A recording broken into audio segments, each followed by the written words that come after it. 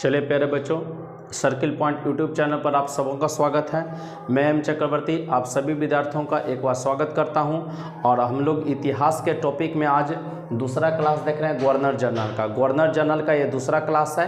इसमें आपको 3 governor general को कवर करवाया जाएगा, लॉर्ड कॉर्नवालिस, लॉर्ड वेलेस्ली और Lord Hastings. Lord Cornwallis, Lord Wellesley और लॉर्ड हेस्टिंग, ये 3 पॉइंट आपको कवर करवाए जाएंगे।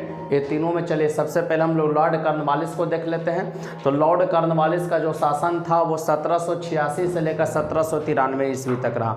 लॉर्ड कॉर्नवालिस का कब से कब तक समय रहा?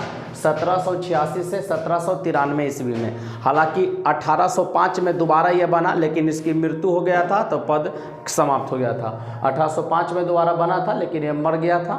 तो ध्यान दीजिएगा सबसे पहले कि 1793 में इसने कॉर्नवालिस कोड का निर्माण करवाया। तो 1793 में कॉर्नवालिस कोड, तो कहेगा कॉर्नवालिस कोड कब आया? 1793। कौन लाया? ये तो आंसर इसमें है कि लॉर्ड कॉर्नवालिस लाया। तो इसमें याद रखेंगे कॉर्नवालिस कोड कब आया? तो 1793 में। अब देखेंगे लॉर्ड कॉर्नवालिस ने क्या किया, जिले के समस्त अधिकार कलेक्टर के हाथों में दे दिया। तो कहेगा किसके समय में जिला का समस्त अधिकार कलेक्टर के हाथों में दे दिया गया था? तो लॉर्ड कॉर्नवालिस के समय। किसके समय में जिले का समस्त अधिकार लॉर्ड कॉर्नवालिस, जिले का समस्त अधिकार कलेक्टर के हाथों में दे दिया गया? तो लॉर्ड कॉर्नवालिस के समय में। जिला में पुलिस थाना का स्थापना करके एक दरोगा को इसका इंचार्ज बनाया। तो जिला में एक थाना का, पुलिस थाना का स्थापना पूछेगा कौन करवाया? तो लॉर्ड कॉर्नवालिस। और इंचार्ज किसको बनाता है? तो दारोगा को। उसका इंचार्ज किसको बना देता है? दारोगा को बना देता है। अगला 1793 में स्थायी बंदोबस्त की पद्धति लागू किया। ये भी मुख्य इंपॉर्टेंट है। स्थायी बंदोबस्त कब आया? तो 1793। लाया कौन था?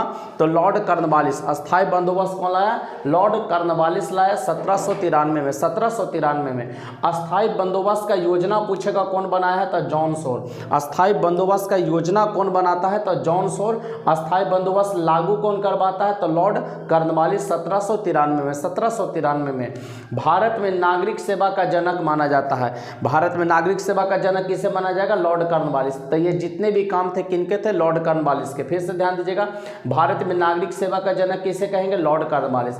अस्थायी बंदोबस्त का योजना कौन बनाया? John Shore. अस्थायी बंदोबस्त लागू कब हुआ? 1793। लागू कौन किया? तो लॉर्ड कॉर्नवालिस। जिला में पुलिस थाना का स्थापना कौन करवाता है? तो लॉर्ड कॉर्नवालिस करवाता है। और इंचार्ज किसको बनाता है? दरोगा को। जिले के समस्त अधिकार किसके हाथों में देता है? कलेक्टर के हाथों में। कौन इसका काम करवा रहा है? तो लॉर्ड कॉर्नवालिस। अगला ध्यान दीजिएगा, लॉर्ड वेलेस्ली। लॉर्ड वेलेस्ली, इसका शासनकाल 1798 से 1805 तक। 1798 से 1805 तक इसका शासनकाल रहा। सहायक संधि की पद्धति शुरू किया। सहायक संधि का पद्धति शुरू करने वाला गवर्नर कौन था? तो लॉर्ड वेलेस्ली। लॉर्ड वेलेस्ली सहायक संधि का जनक, ध्यान दीजिएगा, फ्रांसीसी गवर्नर डुप्ले को माना जाता है। सहायक संधि का जनक पूछेगा किसे मानेंगे? तो फ्रांसीसी गवर्नर डुप्ले को। लेकिन भारत में इसको मुख्य रूप से कौन लाता है? ध्यान दीजिएगा, हालांकि फ्रांसीसी गवर्नर डुप्ले भी लाया था लेकिन इसका ज़्यादा प्रसिद्ध नहीं हो पाया था। लेकिन लॉर्ड वेलेस्ली जो सहायक संधि लाया तो ये ज़्यादा प्रचलित रहा है। तो सहायक संधि याद रखेंगे लॉर्ड वेलेस्ली, और जनक पूछ देगा तो फ्रांसीसी गवर्नर डुप्ले। इसी के समय में टीपू सुल्तान, याद रखेंगे, इसी के समय में टीपू मैसूर का शासक था। टीपू सुल्तान कहाँ का? मैसूर का।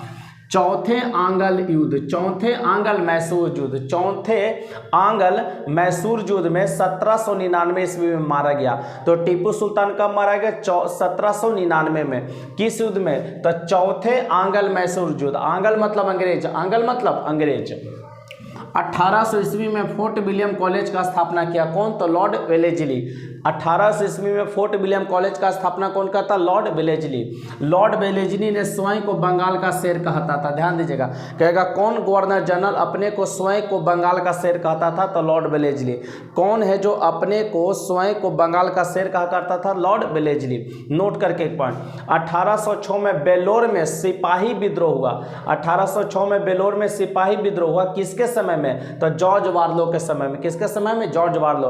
1805 से 1807 इनका का शासनकाल था। किसका? जॉन वार्लो का, जॉर्ज वार्लो का शासनकाल था। अगला देखेंगे लॉर्ड हेस्टिंग, 1813 से 1823 इनका शासनकाल रहा है। अब ध्यान दीजिए इसमें क्या हुआ। इसी के समय आंग्ल नेपाल युद्ध हुआ। आंग्ल नेपाल युद्ध पूछेगा कब होता? 1814 से 1816। आंग्ल नेपाल, आंग्ल मतलब अंग्रेज, नेपाल युद्ध कब हुआ? 1814 से 1816 में। नेपाल के अमर सिंह थापा को आत्मसमर्पण करना पड़ा था इसी युद्ध में, आंग्ल नेपाल युद्ध में। अमर सिंह थापा, नेपाल के शासक अमर सिंह थापा को आत्मसमर्पण करना पड़ा। 1816 में अंग्रेज एवं गोरखों के बीच में, 1816 में अंग्रेज और गोरखों के बीच में संगोली की संधि। तो संगोली का संधि 1816 में किसके बीच है? तो अंग्रेज और गोरखों के बीच में। इसी संधि के द्वारा आंग्ल नेपाल युद्ध का अंत होता है। कहेगा आंग्ल नेपाल युद्ध का अंत किस संधि के द्वारा? संगोली की संधि। संगोली का संधि किसके बीच? अंग्रेज और गोरखों के बीच। कब? तो 1816 में। 1816 में मराठों की शक्ति को अंतिम रूप से नष्ट कर दिया। मराठों की शक्ति को अंतिम रूप से किसके समय नष्ट किया गया? लॉर्ड हेस्टिंग के समय में, लॉर्ड हेस्टिंग के समय में।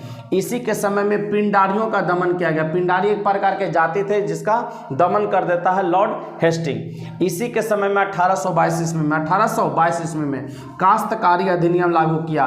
ये मकान किराए पर उस पर टैक्स दिया जाता था, ठीक है ना, टैक्स लिया जाता था। तो इसी के समय में 1800 मकान पर जो आप किराए वगैरह लेते थे तो उस पर भी ये टैक्स लेने का काम कर दिया था। तो काश्तकारी अधिनियम इसको लागू किया था। कब? 1822 ईस्वी में लॉर्ड हेस्टिंग। तो आपने देखा लॉर्ड कॉर्नवालिस, लॉर्ड वेलेस्ली और लॉर्ड हेस्टिंग का शासनकाल। तो यह क्लास आज का जो पॉलिटी का, हिस्ट्री का गवर्नर जनरल के जो दूसरा क्लास था, आज यहीं पर हम लोग समाप्त करते हैं। मिलते हैं अगले क्लास में, तब तक के लिए जय हिंद, जय भारत, बेस्ट ऑफ लक।